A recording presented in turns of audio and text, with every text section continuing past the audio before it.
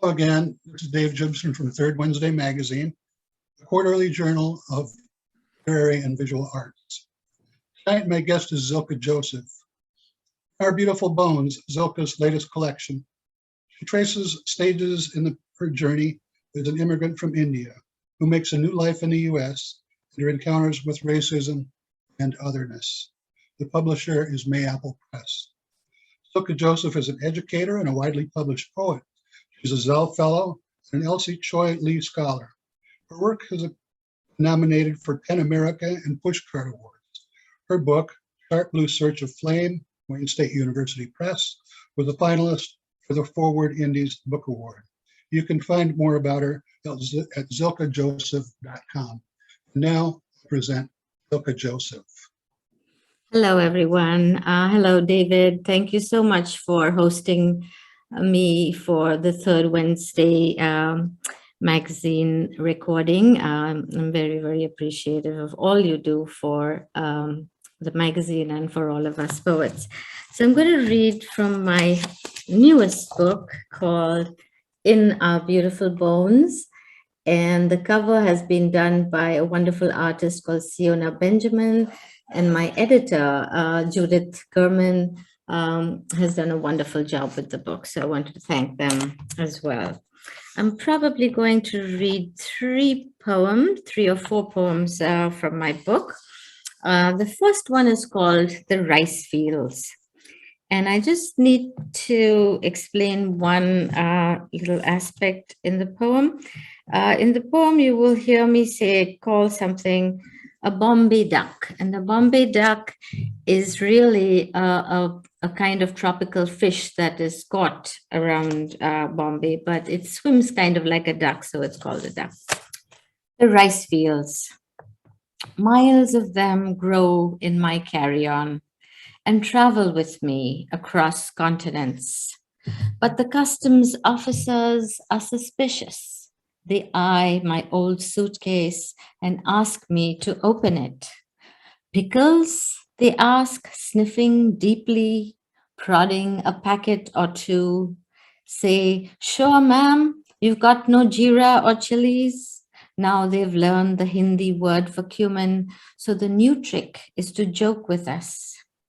And one time I saw three burly officers question an elderly couple, disheveled as I was from 20 plus hours of travel, and as disoriented. And yes, as usual, all the usual foreign suspects are sent along to agriculture. And they poked around in their overstuffed bags where some rice fields appeared, but they couldn't see them, of course. And one officer said, duck, Bombay duck, it's a fish, dried fish your son wanted. Sorry, no fish allowed or birds. The officers looked at each other again and again, expressions priceless. So another time I land at Detroit airport and I shake my head at the silver-haired officer, say, sir, no pickles, meat or cheese. I buy them here at Bombay Grocers and Patel's. Give them a sweet Colgate smile. Yes, sweets only made of lentil, no dairy, no dairy. The red gold cardboard boxes of sweets he can see, but not the rice sprouting beneath the young green shoots. No, our rice fields he will never see. We carry them wherever we go. I was very proud of this poem because it was published in poetry. And it's very difficult to get in there, and I'm still having difficulty placing a second poem there. So I'm very, very proud of that poem. The next poem I'm going to read is called The Scent of an Indian. A lot of people love Indian food, but sometimes there are aspects of it people don't like as much. And this is kind of about that. The scent of an Indian. An auntie tells me her neighbors complain when cooking smells float out of her window and into their apartments. But no one mentions the reek of grills heating upon patios and decks, the stench of burning meat that wraps around several blocks every day. Another shows me how to burn incense, sandalwood, or jasmine, or beads of camphor to clear the air of spicy smells, and how to cleanse the kitchen with lemon and orange peel, baking soda, vinegar. And one day a friend shares her secret: boil a pot of coffee for a while, or bake cookies or a cake. Let the aroma fill your hair, your clothes, your house, and fill the neighborhood. Otherwise, the curry smell will follow you everywhere. People will glare, especially at the office. I get it. Ginger, garlic, cumin, coriander, turmeric aren't your everyday spices, but they've been used for eons. See how they're co opted now. Garam masala is a buzzword. Turmeric capsules are a rage. Suddenly, coconut oil is a miracle. This food is hip to some, but not when we live, cook next door. Yet another auntie who has lived here a long time and now has a nice house in the suburbs explains that she fries fish in her garage in cold weather. The fumes dissipate quickly in the open air. Fresh peppermint sprayed after freed. Oh, free smells. You should make a sign like Jimmy John's, quips a feisty second gen kid when we talk about this. Yeah, I say and laugh. In India, every home's cooking smells mingle and shimmy in the streets. Stray dogs, cats, and crows hang around for scraps. Sometimes a neighbor will bring us a bowl of what she's made. Sometimes we take her a dish of something new, chat over chai and time pass and good day biscuits. Fun facts. Vasco da Gama sailed from Portugal looking for India, looking for spices, opened our world to the West forever. European raiders never stopped coming. They conquered for cinnamon, for pepper, killed us for clove, cardamom. Tell me, whose food then exploded with our flavors? With the fruit of our soil, our ancestors' blood. And when we fry our fragrant masalas, we get complaints, curses. The next poem I'm going to read is called Oh Say Can You See? And it has the echo of that song. And it's almost a love poem to America. It's a poem of pain and it's a poem of love, and it's called Oh Say Can You See? Look into my eyes, America, how easy it is to dream in technicolor. Oh, say white, say red, say blue, and every color. We who made and make you still, we have built your towers, your tracks, your bridges with our bones. From sea to shining sea, this is our home. Home is where the heart is. Yes, all the broken ones. We pick your fruit, sing Hosanna. We build our hearts here. We break bread. We bake bread that we break together. We give thanks for each grain. We feed the hungry, for we have known hunger. See this mouth, it sings peace in every language. Watch my face shine, it will light up your pavements, your alleys, your castles, your shacks, your thirsty fields like a harvest moon after blight and famine. And give back to us the dollars like shekels you have stolen forever. Study then the maps inside my eyes. See the world. Yes, Feel my heartbeat, touch my human skin. It is real. And see our scars, they are the same. Our scars, we carry them thick and ugly. We are no stranger to dust and ashes. Here is my war-torn hand. Here are my lips. Let me kiss your cheek. Where do we end? Where do we begin? When I say love, I mean you. When I say home, I mean you.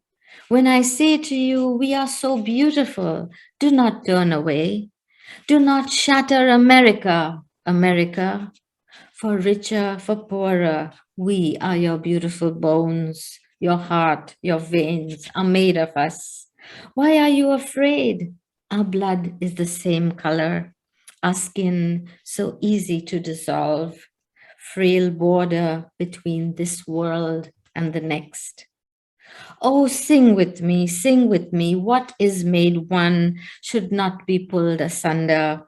We who are embraced by sweet Lady Liberty, we who are made so beautiful, so varied, so new, so whole again inside the harbor of your arms, O America. We are you, do you not see? Do not lead us into darkness. Do not hate our gods, our children.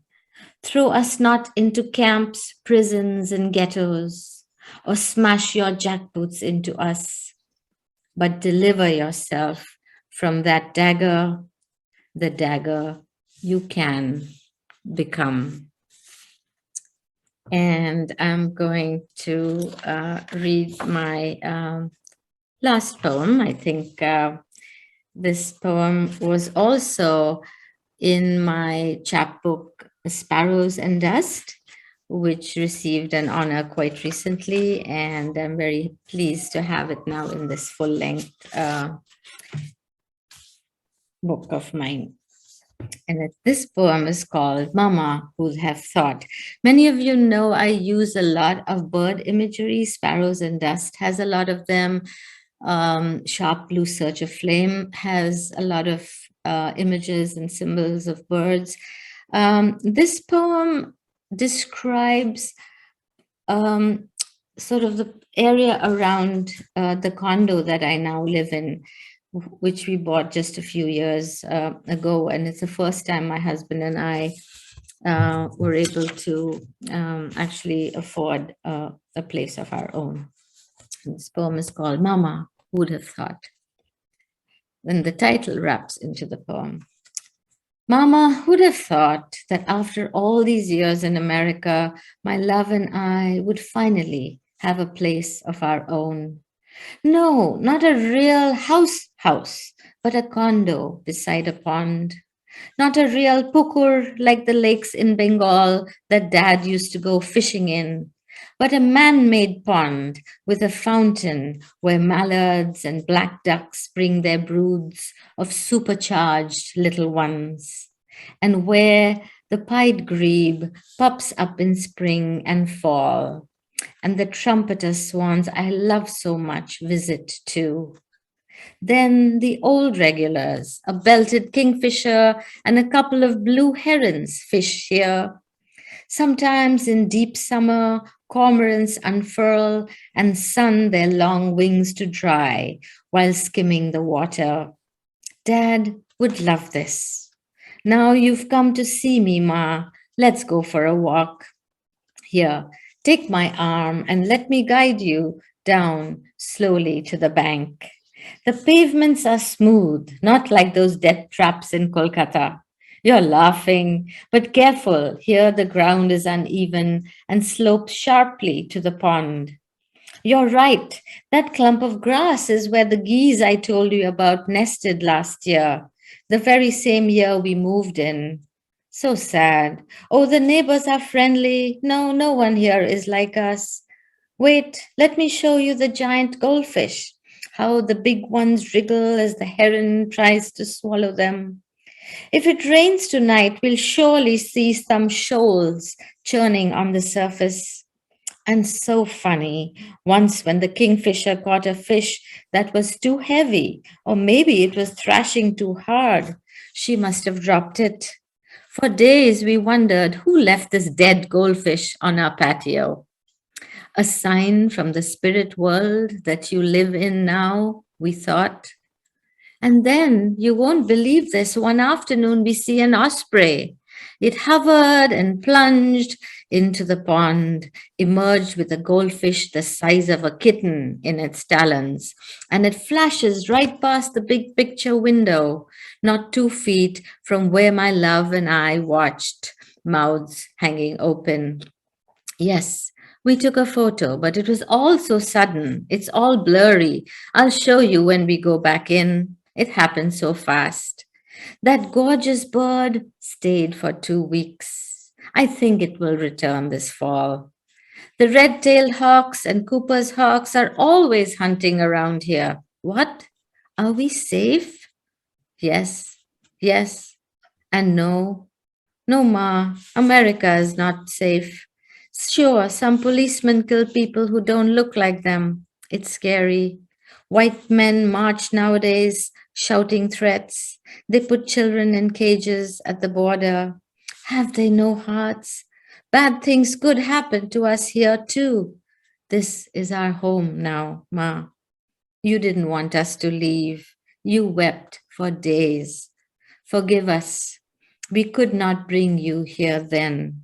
Now your spirit is here. Protect us. Please stay. And with that, I will end my reading. Thank you so much. I want to thank Zilka Joseph for a wonderful reading. Just a reminder, her latest book, Our Beautiful Bones, is available from Mayapple Press. This is Dave Gibson for Third Wednesday Magazine. Goodbye. Bye-bye. Thank you.